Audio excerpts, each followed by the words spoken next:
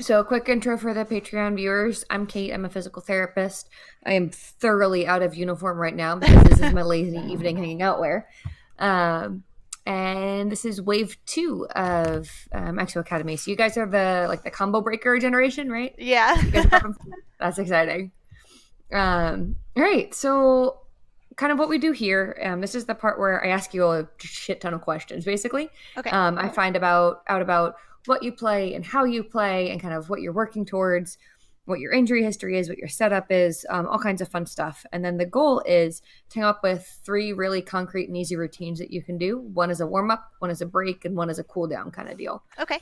And the reason I ask so many questions is to figure out something to make it like fit you specifically, as opposed to just being a generic "here's a healthy thing to do" program. Right. Because there's lots of that already out there, but I want a thing that works for you specifically. And please do ask questions along the way. I'm always happy to answer questions. And speaking of which, do you have any questions before we kick off? Not right now, I don't think. Okay. So in that case, then, what game are you planning for in Combo Breaker? Street Fighter 5. Excellent. Who do you mean? Colleen, the Ice Queen. I'm saying this without shame, really. I promise. Not ashamed at all of the fact that I'm a Cammy main, really. Oh, there's no shame in that. She's good. Yes. She makes me appear at least marginally competent, which I know she's good. All right. So, are you a pad player? Do you play on arcade stick? Arcade stick. Okay. Is it like a custom or a generic controller? Kind of a Feel little free bit to hold of up and demo for that. little bit of both. A little bit of all? Yeah. All right. Oh my god, that's adorable. I know, right? I love it. I'm a fan of the bright pink. Yeah. All right. Sorry, I'm going to be typing things down as we go, and I just mute my audio when we do that so that the stream doesn't hear the sound of me tic-tac, tic-tac. I got a mechanical... Oh, that's fine. All right, so how long have you been playing for? Ever since it came out, so going on 4 years, I think. Cool. Yeah, my first Street Fighter was 4. Yeah. I was very sad to give up my... I couldn't spam Chun-Li quite as easily in 5. I was very sad about that fact. Yeah. So let's see. Do you have any injury history? Ever had any injuries either from gaming or otherwise? Well, I did actually do physical therapy around the end of last year. I had, what's it called? Patella something pain syndrome in my knee. Patellofemoral pain syndrome? Yes. So I had to go to physical therapy for that. And then, probably earlier this year, the job that I used to have was pretty labor intensive, and I pulled a muscle right here. And sometimes when I'm playing for long periods of time, it gets tight and hurts again.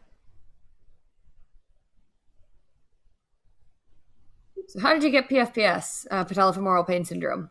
So I put off going to the doctor for it for way too long, but it actually occurred at Evo, I think my second one, so about 3 years ago maybe.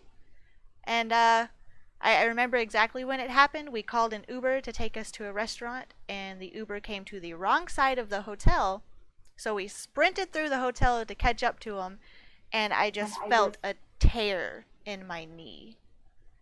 And just ignored it until the end of last year. And I was like, you know what? I should do something about that.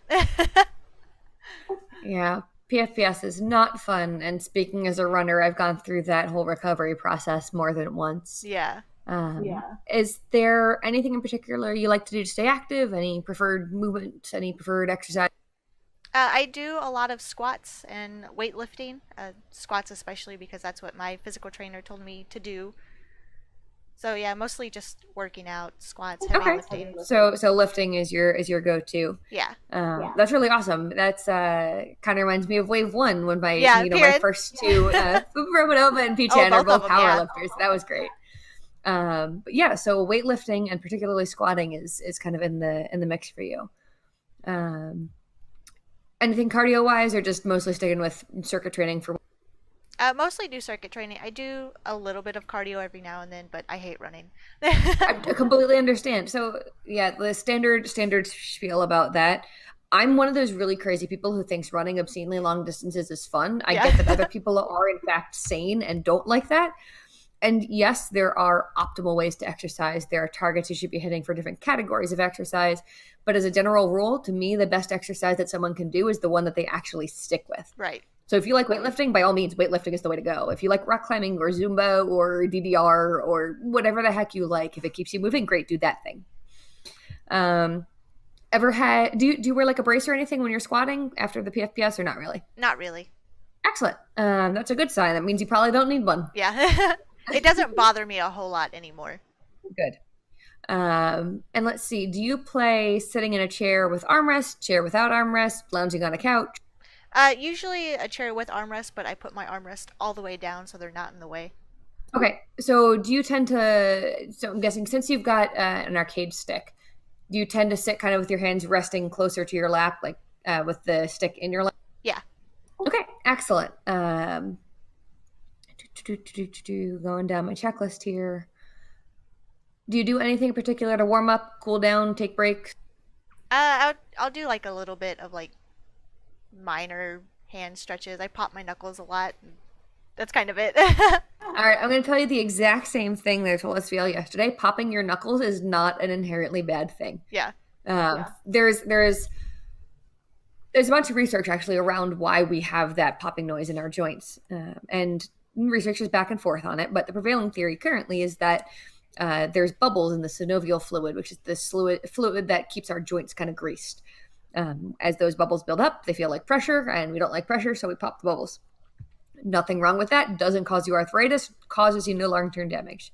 The only time you really need to pay attention to something popping is, one, if it hurts when it happens, then you probably can't do it. Or two, if you're so constantly building up stress that you have to pop some joint all the time, that's probably an indicator that you're doing something that's putting a little too much stress on you, and maybe there's a way you can train your body to avoid or be more resistant to that stress. But if you're just cracking your knuckles to release a bit of pressure, especially if you're playing video games, not worried about it at all. All right. How often do you take breaks while you're playing? My fiance and I will play for probably maybe about like 30 minutes, and then we'll take like a 10-minute break and then jump back on, depending on how we're feeling. Okay. And about how long would you say you practice for in a given day? My like short term is about an hour. Okay. What kind of other stuff do you do during the day? Are you a student? Are you working? I work. Okay. What kind of work do you do? I work at a beauty supply store like Sally's, so I'm on my feet a lot. Yeah, I would imagine so. Do you have to do anything in terms of like stocking shelves there? Yes. Okay. Overhead lifting included as well? Very little. Okay. So it's more like floor to chest height than it is like chest to overhead height. Yeah. Okay.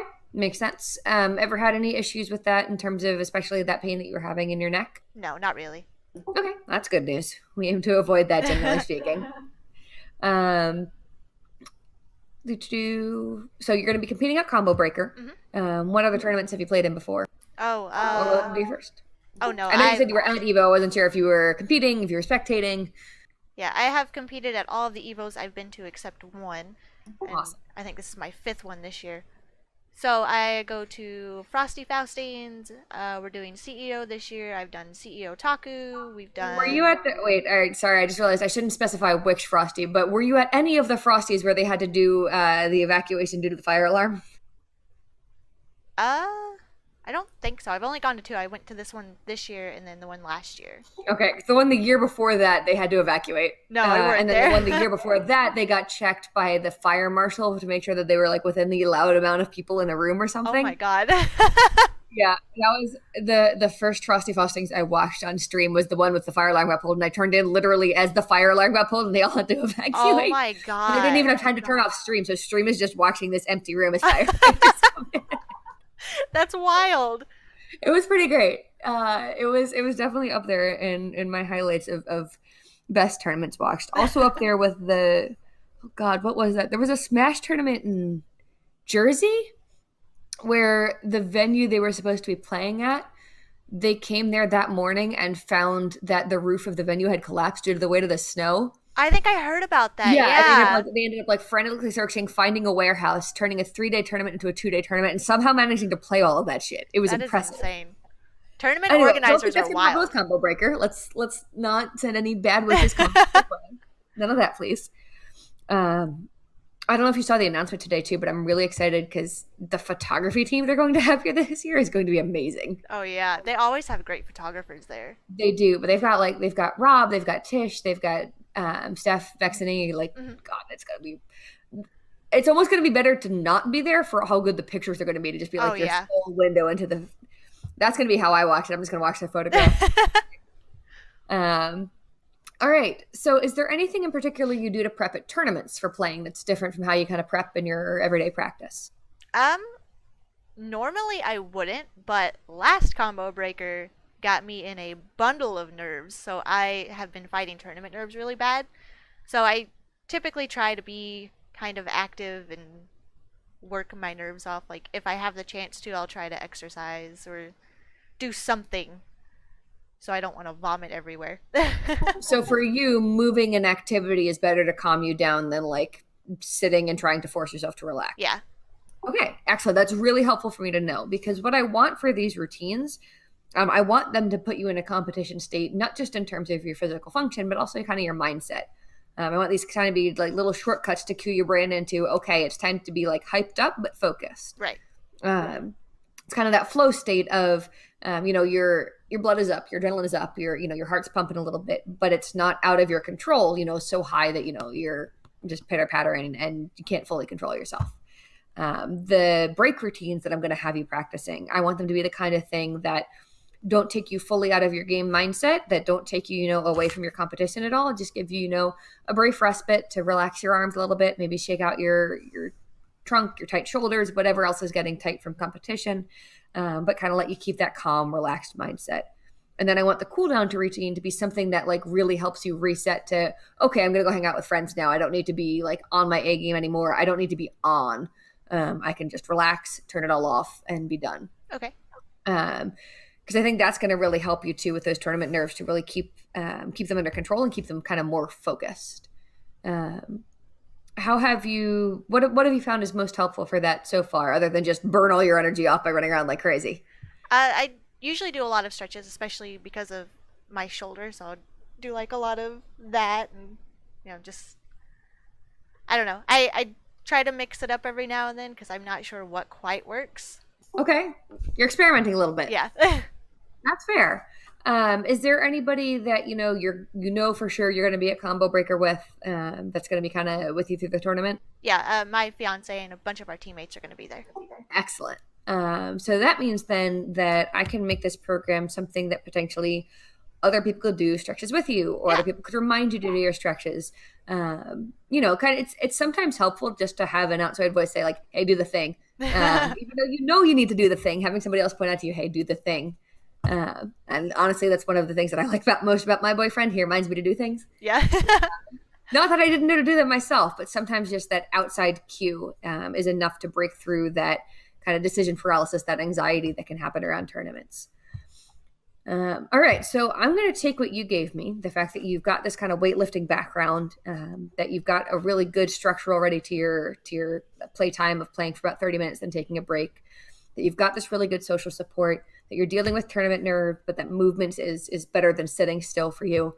I'm going to kind of take all that, take my knowledge of kind of especially what combos and what movements you're going to need to do for combos, and use that to put together those warm-up, break time, and cool-down routines.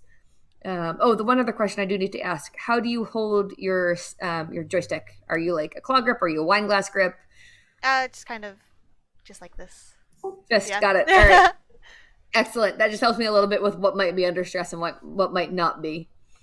So the plan will be: I'll come up with this next Tuesday. We'll have another meeting. We'll go over how to do this. We'll practice it. You'll have 3 whole weeks to get used to this before Combo Breaker, because what I don't want is I don't want you to go to Combo Breaker and be doing this for the first time. This should become as second nature to you as tech skill, as combos, as neutral game, because the same way that you're practicing those in-game skills, you need to practice that out-of-game support stuff. Otherwise, it's all novel and different and something else extra you have to think about when all you should be doing is focusing on your competition. Right. I don't want to take you away from that. I want to support that. So I threw a shit ton of information at you and asked you questions. Do you have any questions for me? Well, since my shoulder does start to hurt after playing for a longer period of time, is there anything that I should be doing for that? Because I do have like, I use like lidocaine on it if it gets really bad, Okay. and that's really all I have right now.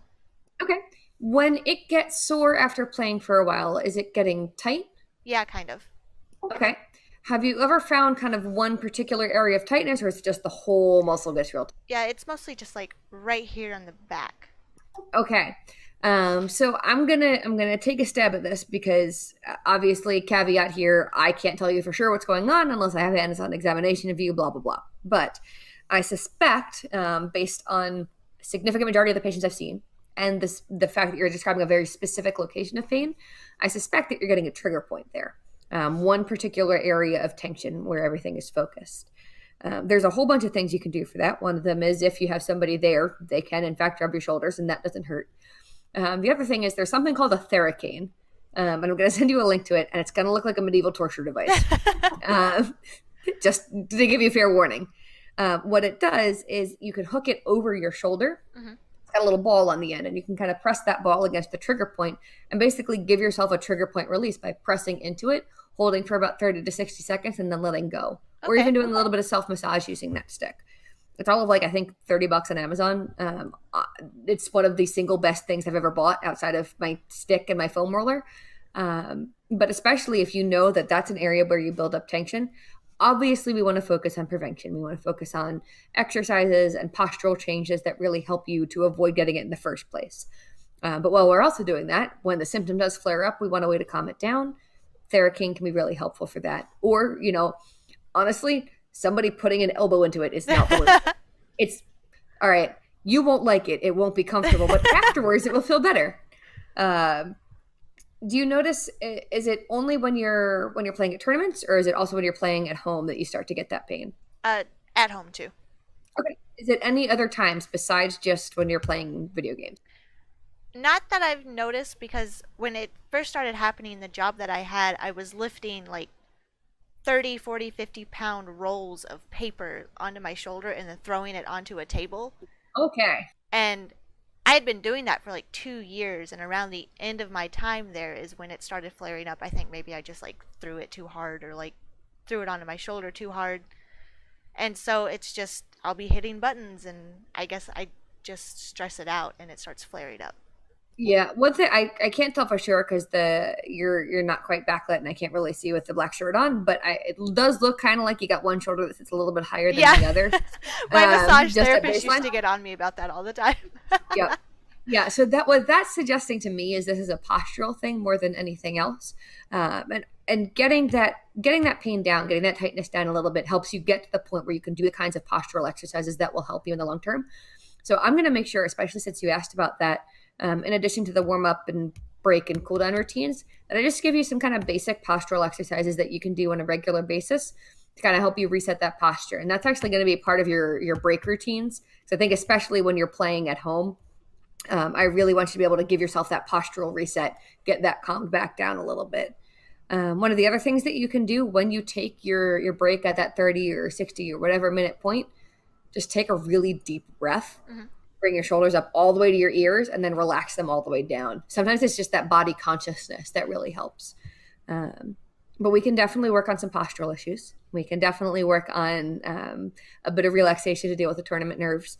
And we for sure can discuss other options like the Theracane that might be helpful for dealing with the symptoms when they do flare up. Because yes, we want to prevent, but hey, we also need to deal with the symptom when it arrives. Right. That was a really good question, though. Any other questions for me? No, I think that's it. All right. Well, in that case, I will see you next Tuesday at the same time. Okay, awesome. Adios. Thank you. Bye.